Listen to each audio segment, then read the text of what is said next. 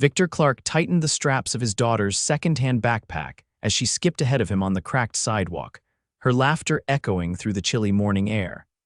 "Daddy, can we go to the park before we go home?" 6-year-old Violet asked, twirling around in her worn pink sneakers.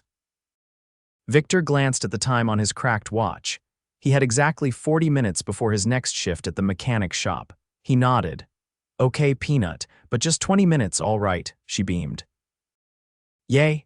They walked into the small neighborhood park nestled between two apartment buildings, the wooden benches faded from years of sun and snow. Violet ran toward the swings while Victor found the only decent bench left. But right as he was about to sit down, he noticed a woman standing nearby, looking out of place in a sharp navy coat and sleek black heels.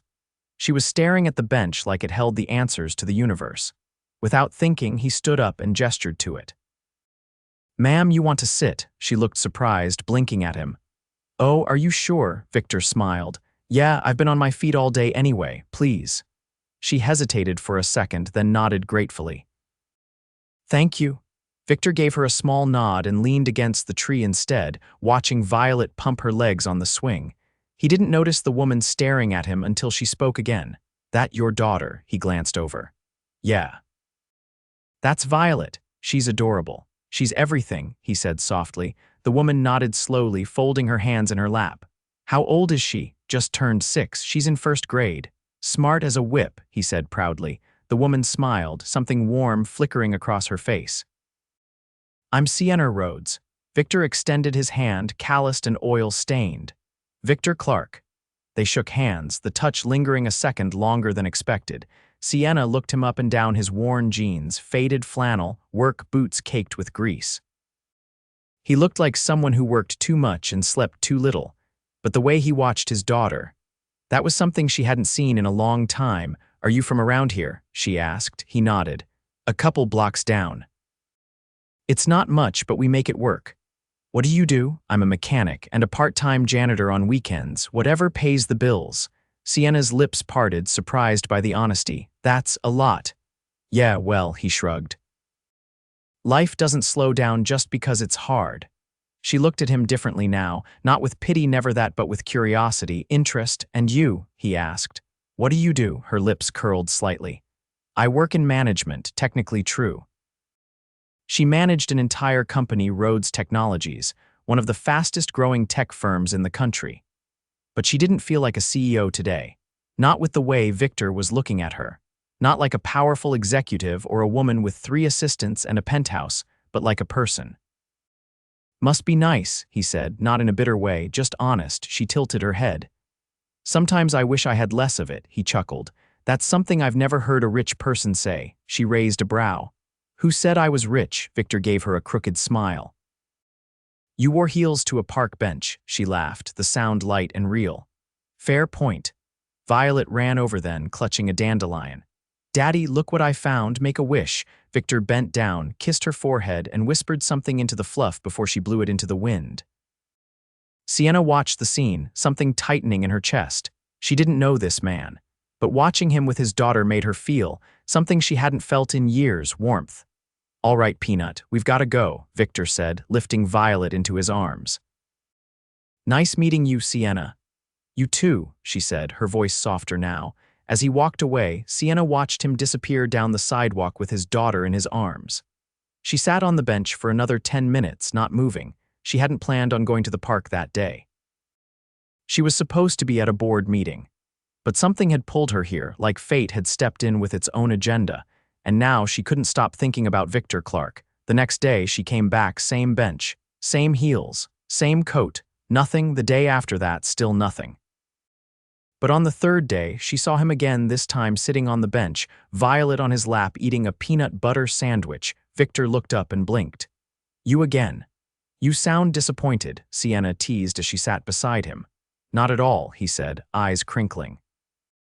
Violet offered her half a sandwich.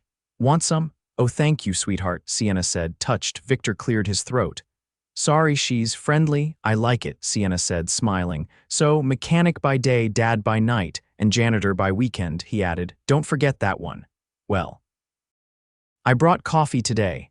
She pulled out 2 cups from a paper tray. Hope you're not picky. He took the cup, surprised. You didn't have to. I wanted to. They talked more that day, about everything, music, books, life. She never told him the truth, not yet, he never asked. But when she laughed at his terrible dad jokes, and when he looked at her like she was the only calm in his storm, she felt something shift. And when she walked back to her car, a sleek black Lexus parked discreetly 2 blocks away, she realized she didn't want to stop seeing him. 3 weeks passed, she kept coming. He kept waiting. They never said it out loud, but their days started around that bench, and every time she saw him lift Violet in the air or fix her braid, Sienna fell a little more. She hadn't meant to. She was a CEO. He was not. But her heart didn't care. He made her feel real again, and she wasn't ready to let that go. You've got paint on your neck, Victor said, leaning closer with a puzzled look. Sienna froze mid-sip of her iced tea, touching her collarbone. What? Where? He reached out with one calloused finger and gently wiped a streak of pale blue from just beneath her jaw. Right there. Looks like you lost a fight with a watercolor set. She laughed, cheeks warming. It's from this art workshop I sponsor. They let me help the kids paint a mural on the wall. I guess I got too into it. You sponsor art stuff? He asked, taking a bite from the sandwich she'd brought. It was a new routine now. She brought lunch, he brought stories. Yeah, she said, brushing her hair back. I've always believed kids need more than math and science. They need color, mess, imagination. Victor studied her for a moment. You don't sound like most people I meet. Maybe that's because we haven't met in the usual way, she said, lifting her eyes to meet his. He tilted his head. What would be the usual way? I don't know, she said with a shrug. Cocktail parties, awkward networking events with too many shrimp platters. You probably would have hated me in that setting, he chuckled. I don't hate you in this one. Violet ran past them with a paper crown on her head, giggling as she chased a pigeon. Sienna smiled after her. She's got a strong spirit.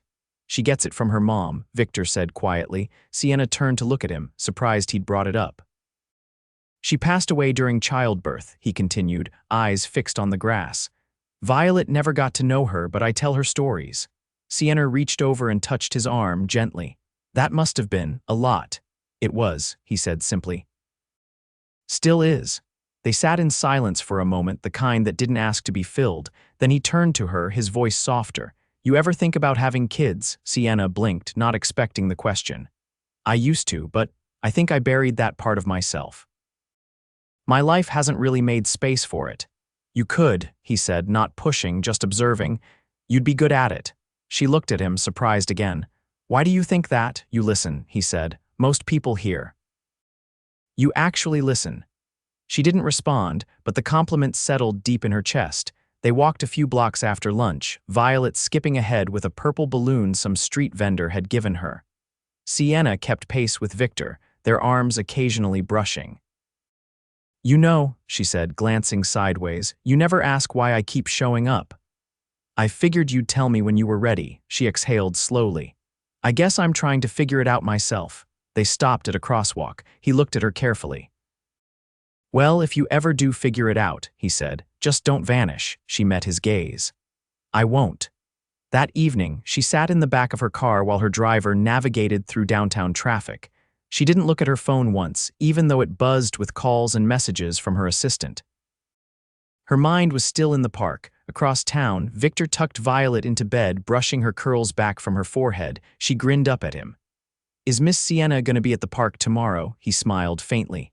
I don't know, Peanut. I hope she is, Violet whispered. She makes you laugh. Victor turned off the light, closing the door gently behind him, but he didn't go to sleep. He sat at the kitchen table instead, staring at their worn calendar. He circled tomorrow's date, then leaned back in his chair. He'd never expected someone like her to keep showing up. But she did, and now he wasn't sure what he'd do if she stopped. The next day, when he arrived at the park, she wasn't there. He stayed for an hour longer than usual. Violet played, asked questions. He answered them all patiently, but his eyes kept drifting to the empty bench. By the time they left, the sky had begun to darken. But the day after that, she returned. He was already sitting at their usual spot when he saw her walking toward him. She wore a dark green trench coat and low boots, her hair pulled back loosely. No assistant, no driver in sight. You missed yesterday, he said as she sat down beside him. I got stuck in a meeting, she said, brushing a leaf off her lap. I hated every minute of it. He studied her expression, then nodded. Glad you came back. I told you I would. Violet ran over with a drawing in her hand and thrust it toward Sienna. I made this for you. Sienna unfolded the paper. A crayon sketch of 3 stick figures holding hands under a sun with a big smiling face. She blinked hard. This is beautiful, Violet. Thank you. That's you, Daddy, and me. Violet beamed. Victor cleared his throat. She's got a big imagination. Sienna folded the drawing carefully, sliding it into her coat pocket. She's got a big heart. That night, Sienna didn't return to her penthouse. She checked into a quiet hotel on the edge of the city, needing space to think. She sat on the small balcony with a glass of wine and the crayon drawing resting beside her. She couldn't keep doing this, not like this. He didn't know who she was. And if he found out the truth the wrong way, everything could collapse. She looked down at her phone, hovering over her assistant's number. She could have him background checked. She could find out everything in under an hour: his income, his debts, where he'd lived in the last 10 years. But she didn't want to do that. She wanted to learn him the way he deserved to be learned. Day by day. Word by word, and yet her world wasn't made of park benches and peanut butter sandwiches.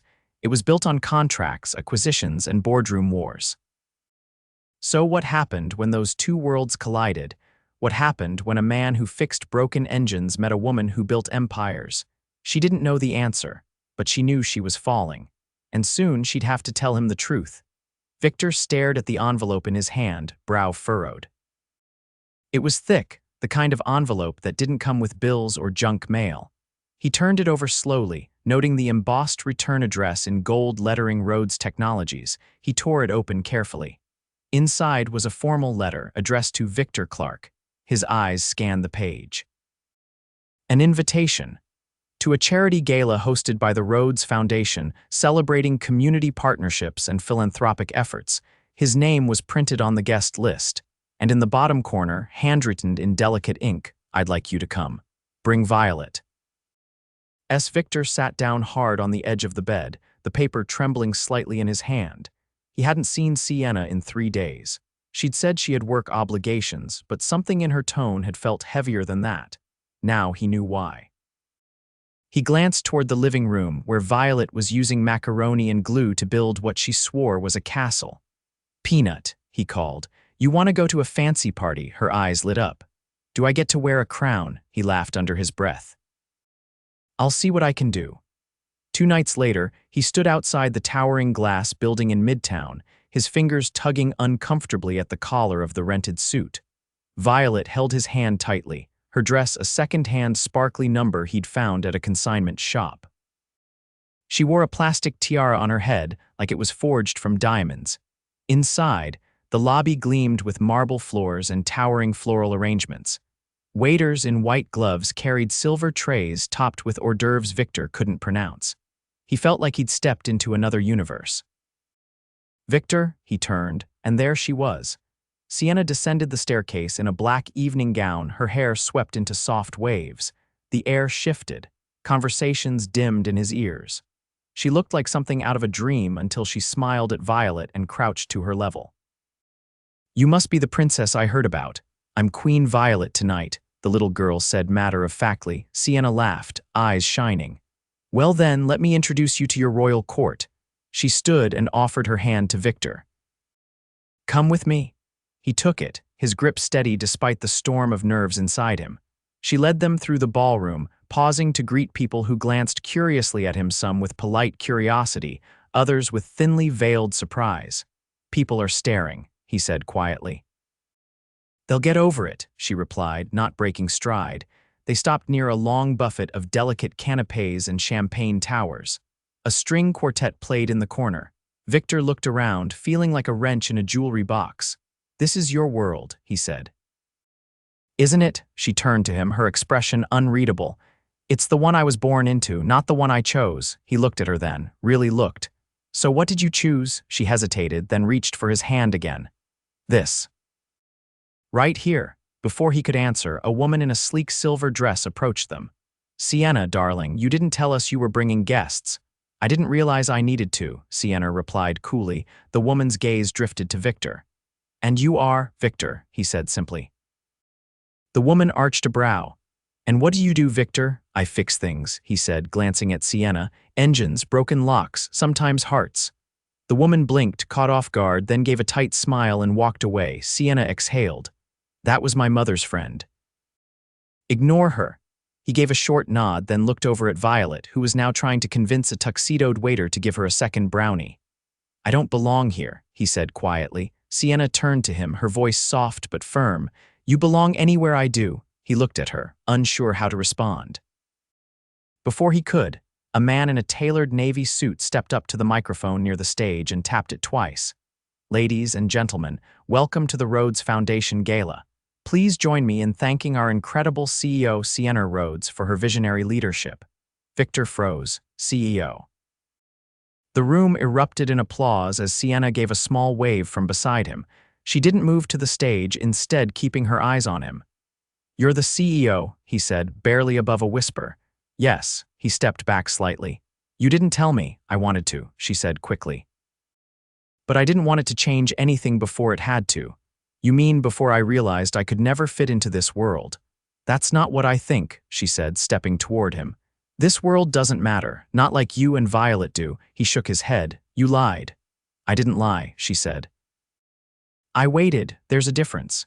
He looked at her, jaw tight. "You let me fall for someone who doesn't exist. The woman on that park bench, that wasn't real." "It was," she said, her voice thickening.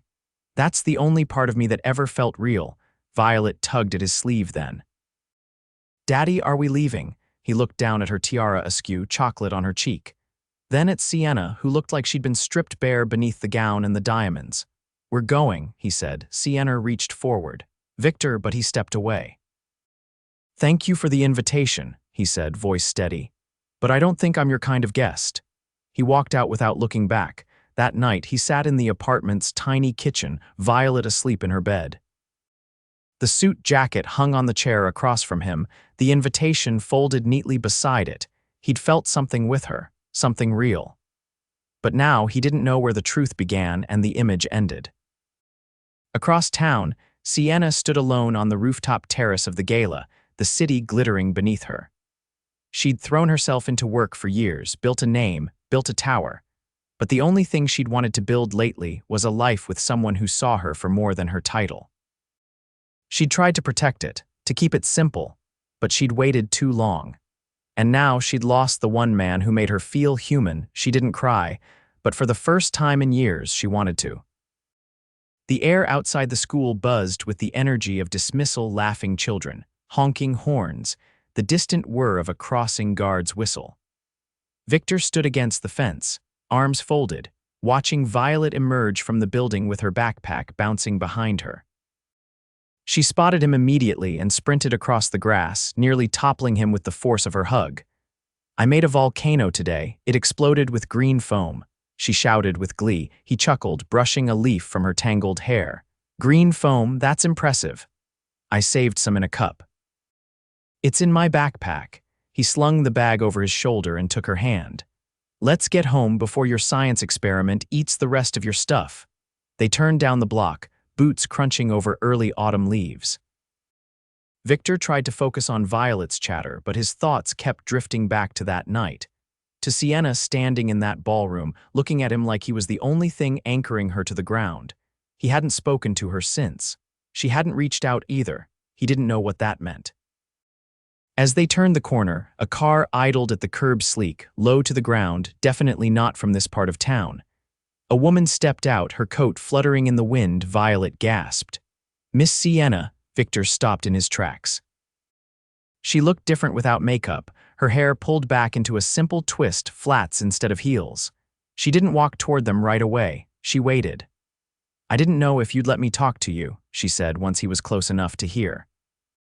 "You drove across the city to find out. I'd have walked if I had to." He didn't respond. Violet tugged lightly at his hand. "I'll go inside and feed Mr. Bubbles," she said, already heading toward the building. "Don't forget the fish foods behind the cereal." Victor watched her disappear up the stairs before turning back. "She's more mature than half the adults I know." Sienna gave a half laugh. "She's remarkable." Silence settled between them, heavier than before. I didn't come to apologize for being wealthy, she said. But I do want to apologize for not telling you sooner. I kept convincing myself that if I waited just one more day, maybe you'd see me before you saw everything else. He nodded slowly. I saw you. That's why it hit so hard. I know. He studied her face, noticing the fine lines of exhaustion she hadn't worn before. You look tired. I am, she admitted. I've been trying to run a company while pretending it doesn't hurt that I lost something before I even had the chance to keep it. His voice dropped. And what did you lose? She stepped closer, her voice steady. You, her, that bench, those afternoons. I'd give up the boardroom if it meant I could get back the way I felt sitting next to you with coffee in a paper cup. He looked down at the sidewalk. That's not the kind of trade you can make, Sienna. I'm not asking for a trade, I'm asking for a chance. His jaw tightened. You don't get it. I don't have the luxury of chances, I have responsibilities. I can't gamble with Violet's world. I'm not a gamble, he looked up sharply. You are. Because if we let her love you and this all falls apart, I'll be the one picking up the pieces. Again.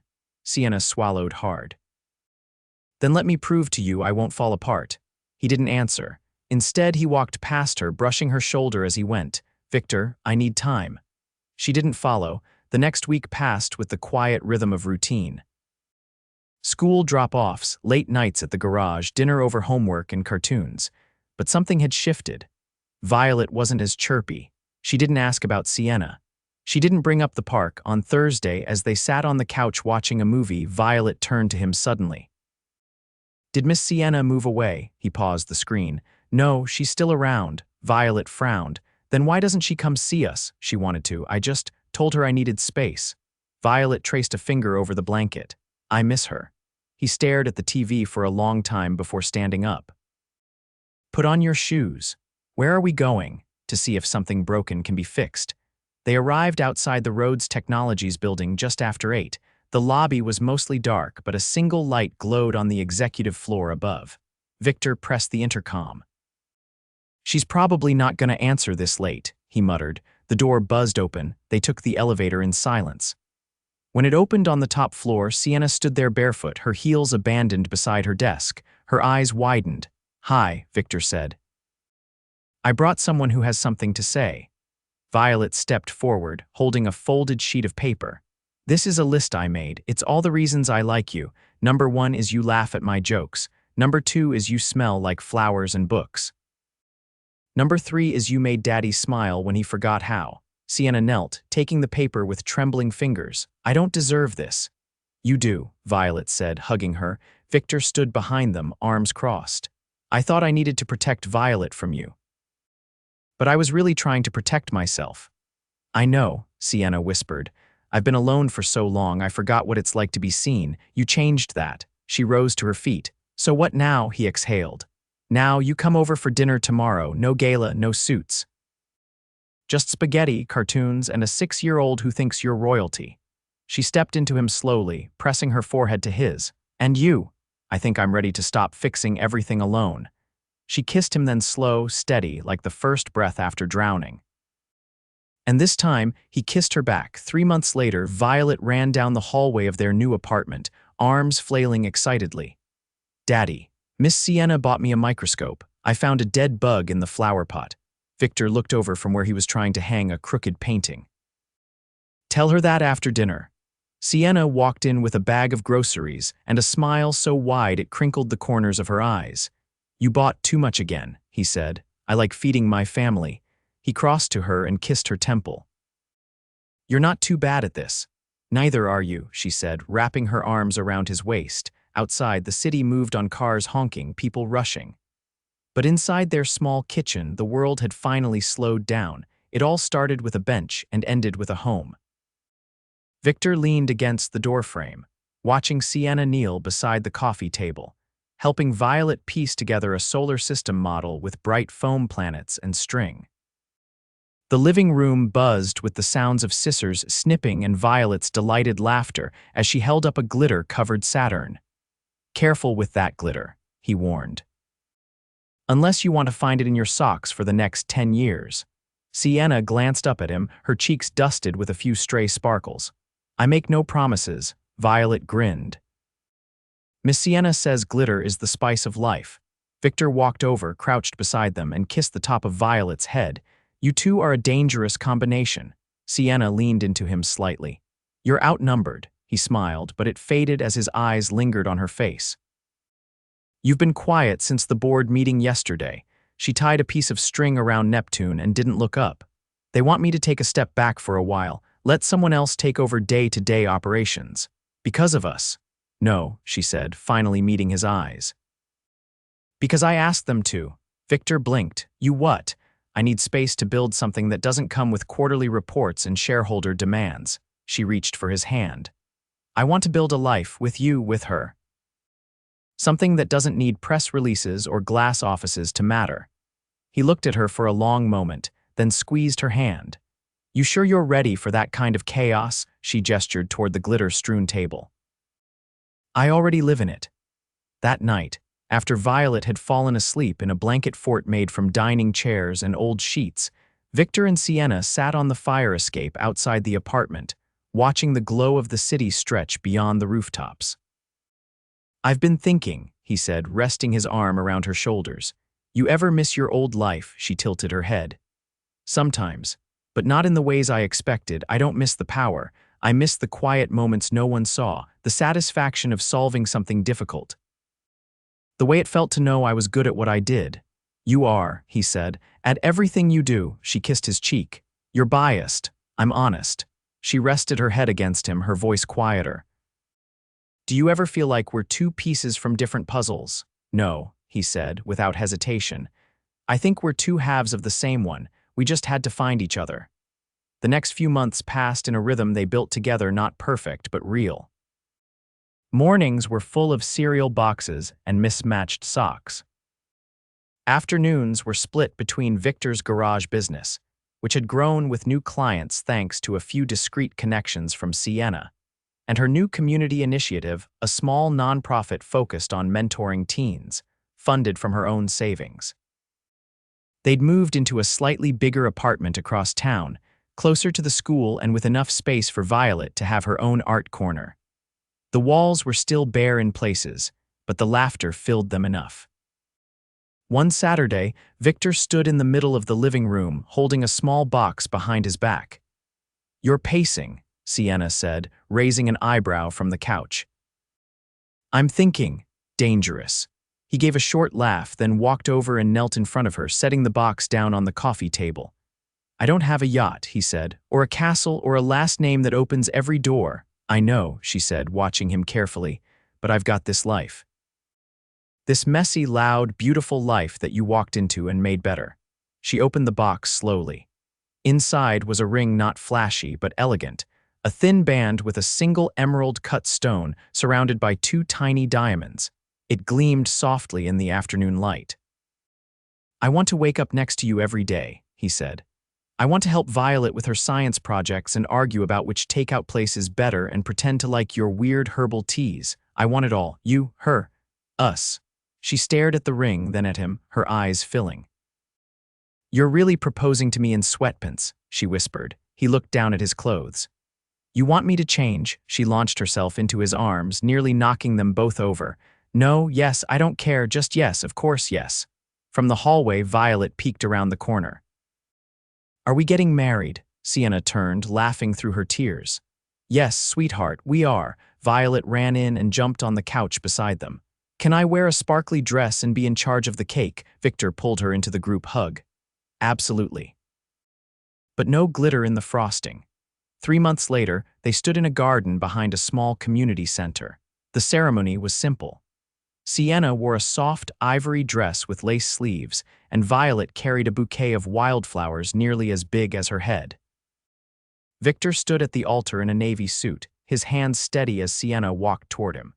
There were no cameras, no headlines, just family, close friends, and the sound of wind through the trees. When they exchanged vows, Violet stood between them, holding both their hands.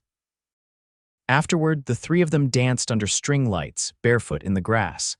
At the end of the night, after the last guest had gone, Victor carried Violet fast asleep in her flower crown to the car. Sienna waited beside him, her heels dangling from her fingers. Did you ever think it would look like this? She asked, No, he said. It's better. She leaned into him, her voice quiet. Are you happy? He kissed the side of her head. Completely.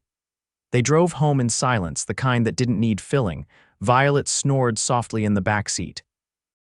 Sienna held Victor's hand, her ring catching the last glint of moonlight. The apartment smelled faintly of vanilla and Paint Violet's latest project drying on the kitchen table. Victor laid her in bed, tucking the blanket under her chin. Sienna stood in the doorway, watching them with a soft smile. When he turned, she whispered, "We built something, didn't we?" He kissed her, slow and sure. "Yeah, and we're just getting started."